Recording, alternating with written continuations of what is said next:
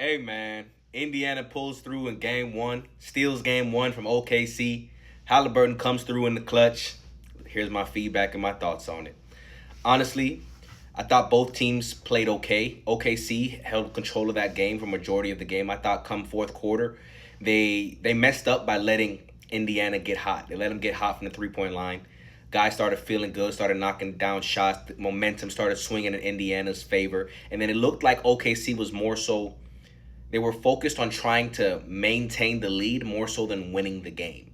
If you understand what I'm saying, an aspect of that, you could see that they kind of looked uncomfortable as Indiana kept making their run to close that gap, and Shea was trying to do everything he could to try to keep them ahead and try to win the game, but they got that momentum, and momentum is a powerful thing. Once the other team got hot from the 3 point line, the confidence started going, guys started feeling good, taking shots they maybe normally wouldn't take. They closed that gap and came through in the end, and they gave themselves a chance to win the game, which is where OKC messed up at. They let up and allowed Indiana to come back. But if I'm OKC, I'm not too worried because one thing that I've noticed with OKC in these playoffs and how they is their ability to adjust on the fly, right?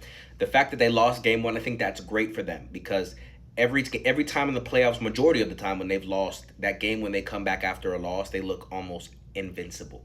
Like I'm legitimately expecting OKC to probably beat Indiana by 20 plus points next game because their coaching and the way that and the discipline that team has, they're gonna learn from their mistakes quickly, and they're gonna figure out what went wrong in game one, and in game two, they're gonna most likely have an impeccable performance. I don't think it's gonna be a competitive game two. I'm expecting OKC to go into game two pissed off that they let game one slip away, and they're gonna bounce back in an incredible fashion. I'm expecting Shea to go out there and have a big game.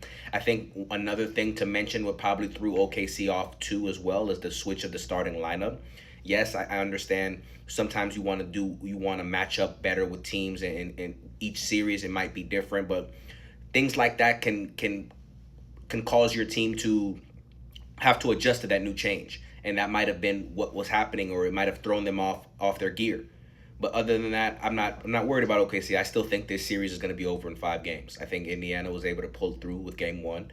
Great for them. Haliburton came through, clutch shot. But I think ultimately OKC is going to get their act together, and we're going to see a different team come game two. I don't think there's going to be any slip ups. They're going to show up, come to play, and they're going to keep their foot on the gas for the duration of the game. We'll see what happens. It is what it is.